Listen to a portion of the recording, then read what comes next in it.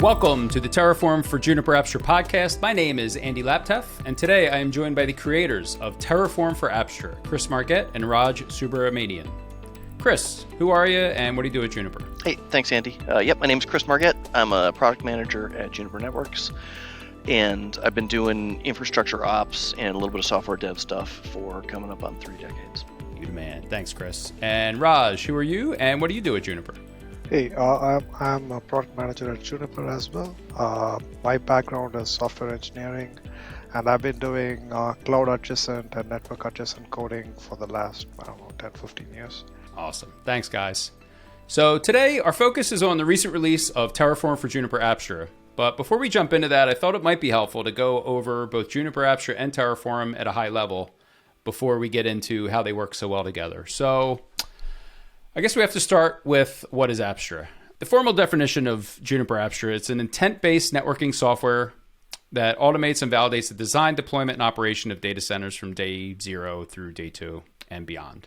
It's multi-vendor, which is awesome. And it allows you to basically automate and manage your networks across any data center location, vendor, topology. Long story short, data center, fabric, automation, it's intent-based, has all kinds of cool intent-based analytic probes. It can show you if things are breaking, and it allows you to not make mistakes that would have been common when I was a network engineer with configuration. So you guys kind of agree? Is that a good level set of what Apstra is? I think so. I think we should explore what intent-based means a little bit. Yes. Intent's an interesting, when I first learned of Juniper Apstra and they're like intent networking, I'm like, wait, what? I thought that was what I did in the CLI, right? But I've come to learn that the intent model it's way more reliable, I believe, than me and my Notepad scripts. But I guess we'll get into intent in a little bit here. So, okay, you're my Terraform experts. So what is Terraform at a high level? Terraform is a declarative tool for controlling infrastructure. It's most popular in cloudy applications, but you can use it for anything. Some of the documentation that HashiCorp publishes shows how to use Terraform for ordering coffee, right? So you can use it to control anything that's got an API, but most important to understand about it as it relates to other infrastructure control systems is that it is a declarative model. Yeah, I've heard it in the context of the cloud stuff, right? When you're building in public cloud, Terraform's the way to go. So I was surprised when you told me that you were building this thing. I'm like, okay. I guess we'll get into that. So it's open source, right? It's developed by a company called HashiCorp. I don't know if we want to get into declarative now or if a little bit later would be better. What do you think?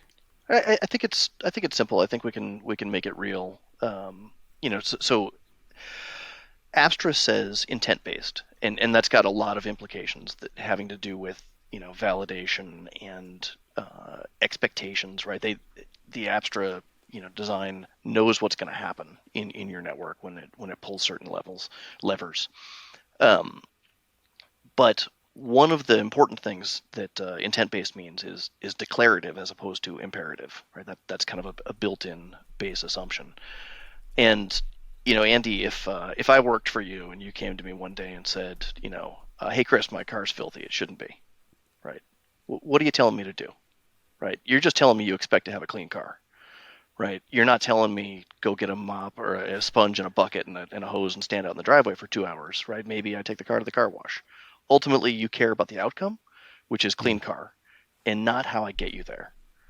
And that's the thing that I think is most interesting about Apstra. Apstra does a lot of stuff, but that difference, right? If you trust me to figure out how to get the car clean, if we're talking about networking, hey Chris, I need a subnet, right?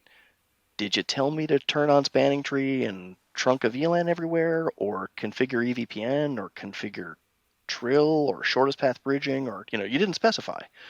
Right, you trust me to make a good decision and do things reliably, and that's what Apstra does for network operators. Is it allows them to focus on outcomes, which is the intent, and not the minutia of exactly what to configure and exactly how to configure it on various routing platforms. You just exploded my brain. In a great way.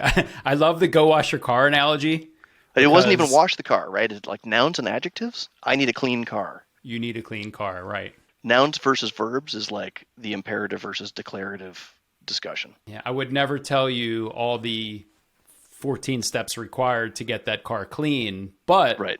traditionally that's how I have managed networks is I got to put a host name on this thing. I got to put some AAA on here. I got, I'm doing 100 steps. I don't just say make it so clean Yeah. car. So that's a really good analogy. I think that helps hammer it home for me. And then there's the, which abstraction layer are we talking about, right? Because, you could argue that like, no, my declarative model is I declare that, switch 13 should have VLAN 7, enabled, right? That's not really declarative, right? You're sneaking right up on imperative. Go configure, that VLAN on that switch. Right. With, we're talking about not just not giving it specific instructions, but focusing only on outcomes, right? What services is the network offering at the edge to, servers for the most part, right? What VLANs are exposed, what tags appear at the edge, what routes are made available, what filters are in place, and none of the details about how to get there, how many switches are involved, or, the state of the fabric in between the edge nodes. Just make the outcomes I care about happen. It sounds wonderful, right? just make it so, right? I mean, you got to have it. You got to be able to delegate those kind of tasks to somebody you trust, right? And so Yeah. that this is what Apstra's for. It's good at taking those kind of directives and making those outcomes happen. Awesome. Thanks. So, we're talking about automation, right? And not doing it, in the CLI device by hand artisanally. And my introduction into automation has been, Python-y, right? Software, programmy stuff. And that's not a strength of mine. So I've struggled with automation because I think you have to be a programmer to automate a network. So I guess my real question is, why Terraform? Do I need to be a programmer to use Terraform? Not really, and that question is actually extends even to organizations, right? If you want to like automate everything using their API, you need to have basically a group of programmers, and you end up like creating like custom automation for everything that you automate. That's kind of where something like Terraform helps a lot, where the complexity of automating something, in other words, like the complexity of getting a clean car is hidden under what are called Terraform providers, which take care of the actual interaction with the API. And the end user is left with just saying, give me a clean car, or my car is clean. And, the Terraform provider hides the automation. So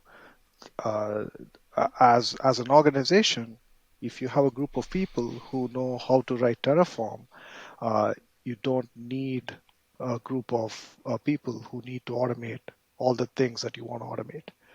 That's kind of where like something like Terraform helps in automating your infrastructure quite a bit. It makes a lot of sense. Yeah, knowing Terraform is a powerful thing in itself, right? Because it allows you to automate even unfamiliar platforms. So, maybe I've used Terraform against AWS, but never against Azure or GCP. Well, by the end of the afternoon, I'll be automating stuff in Azure or GCP because so many of the concepts are perfectly familiar, perfectly mapped from one to the other, even though the APIs are wildly different. Right, like a virtual machine is a virtual machine.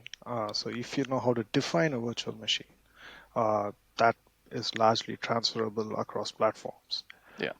So that's the real power of something like Terraform. So what I'm hearing is I don't need to be a programmer, or is that just what I want to hear? I mean, can you show me what this looks like? Is it scary? Is there any way to see this? Yeah, let me bring up a little screen share here. What we're looking at here is the Apstra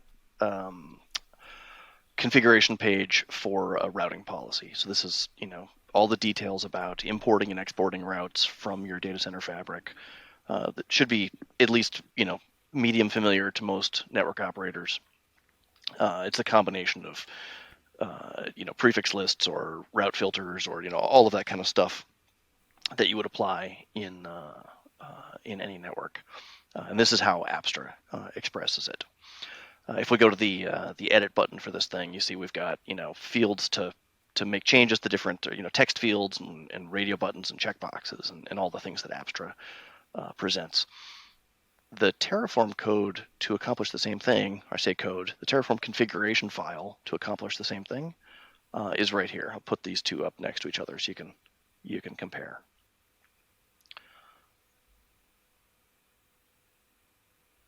What do you think? Okay, that's not scary. Is it scary?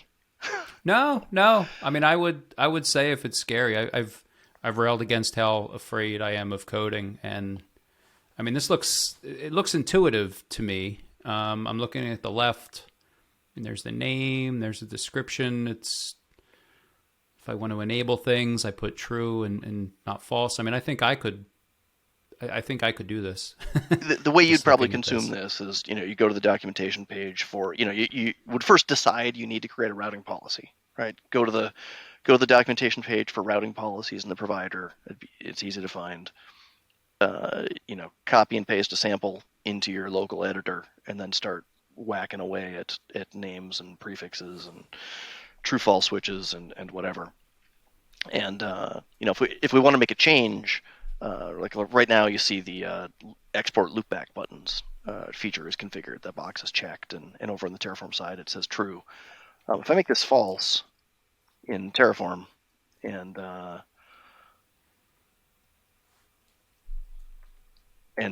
tell Terraform to make that change live in Apstra, currently export loopbacks, the UI says it's on. The UI is some JavaScript that will get up there. It's changed already. It says loopbacks no now. So it's just a matter of changing a word in a text file, and then those changes are reflected in the web UI.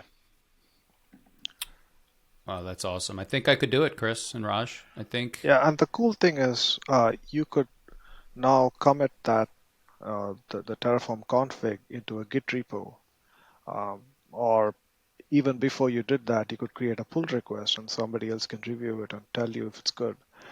So a lot of the kind of software engineering practices can now be applied to something like this in a kind of transparent manner.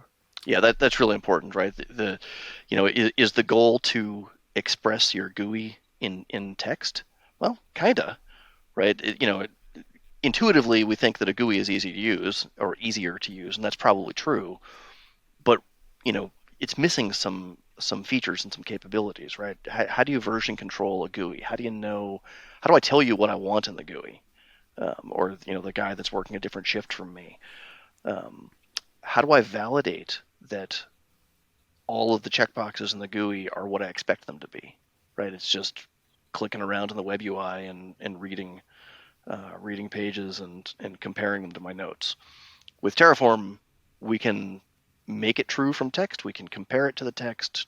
We can enforce it, and then we can feed it through additional processes that do compliance checks and peer approvals and all kinds of stuff that are really hard to do with, I'm going to check that box tonight. Is that okay?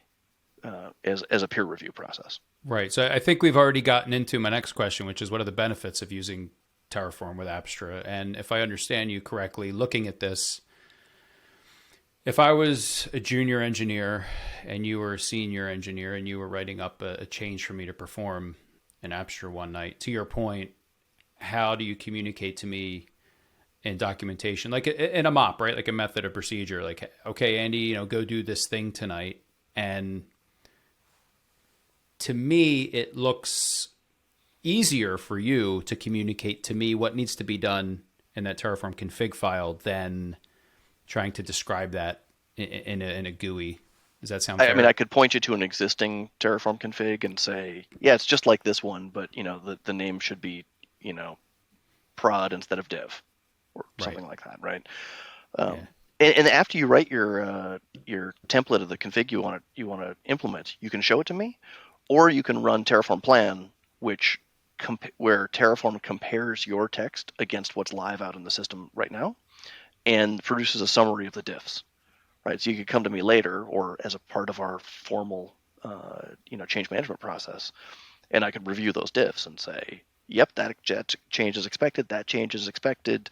Why is this thing changing? That something seems wrong, right? And we can catch those differences well before they're implemented. Are there any other big differences using Terraform with Apstra? Does this help with repeatability? Let's say I have to stamp this out in 24 data centers.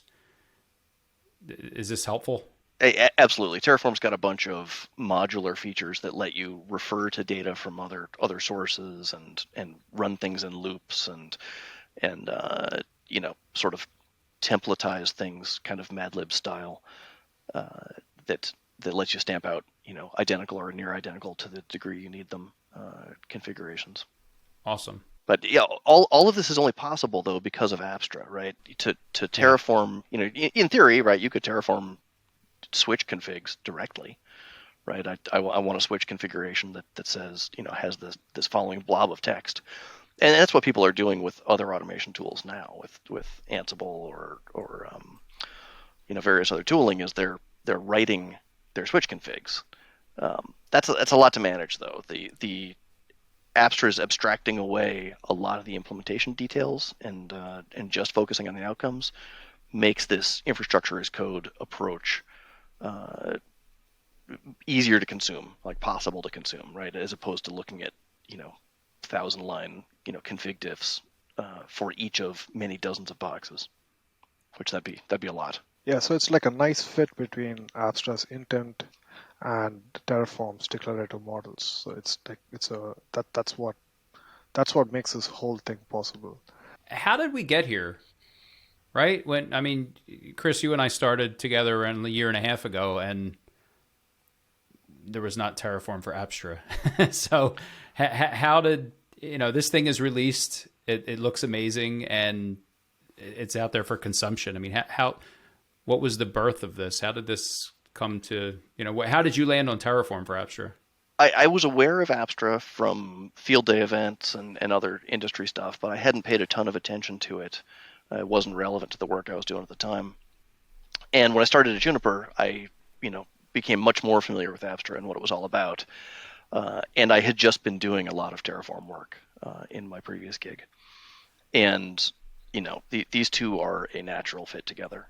It's so obvious to me that they should go hand in hand.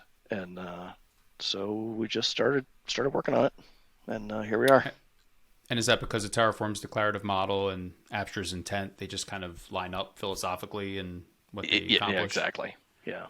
Apstra's intent comes with, implicit, this is declarative, which is really unique in the networking space. Yeah, big time. It's something that, that it was missed for so long also kind of doesn't surprise me that much because, network people have not had the luxury of consuming Terraform. Most network people don't know it.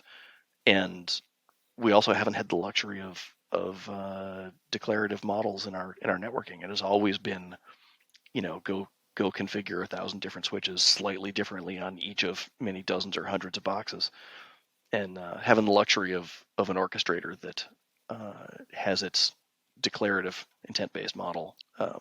It's new to the industry relatively. So together, these things are a natural fit. So you're saying clean car is better than get the bucket, get the soap, get the scrubbing brush, get the hose, turn on the water, move the car. Yeah, Andy, you turn the water on by turning to the left, not the right. Right. I mean, we can drill so far into the details of 12 exactly foot-pounds how to of do torque. things. And Yeah. This sounds like a much better way to do things. I just want a clean car, Chris. I don't want to care about the minutia. And that minutia is, not even just, how to operate a bucket and a sponge, but, do I hire someone? Do I have somebody come and pick it up? Do I drive it to the car wash? Like, you don't care. But you got to trust me to make good decisions, and our position is that you can trust Apstra to make good implementation decisions. Agreed. What's this current status of the project? So when this episode is released, it'll be public, right? The initial release. What's the status, and can you talk about what's coming in the future? Yeah, absolutely. So we started with design stuff, which is a lot of details of implementing your network. What kind of devices are we talking about? The shape of the fabric, all of that kind of stuff. That's not something that people are going to be life cycle managing like you do with Terraform that much. It's usually I set up my fabric and then I don't think about those details again. But that's where we started. We have some limited day 2 features completely working now. By the time this episode drops, there will be a lot more. It's a work in progress. Watch this space. We're adding features every week. That's fantastic. So where can we direct customers interested in Terraform for Apstra? Where can they find this? The provider will be published on HashiCorp's provider registry. So really, you just start right in the Terraform configuration that mentions Apstra, and when you run Terraform, it'll download the thing and install it on your system automatically. The source is going to live on GitHub. It's at github.com/Juniper for the 2 projects that we talked about, the SDK that knows how to talk to Apstra, and then the Terraform provider that knows how to integrate with Terraform. Thank you, HashiCorp. Thank you, Juniper Apstra. Thanks, guys, so much for coming on, guys. I'm hoping that we can do some future episodes of this show with future releases and different demos, and I'm excited to see more. You guys have any closing thoughts before we sign off? Looking forward to doing it again. I'd love to do a demo. Yes, demo next for sure. I really want to see a demo. Yep. Awesome. Thanks, guys. Thanks so much for joining us on the Terraform for Juniper Apstra podcast, and we'll see you next time.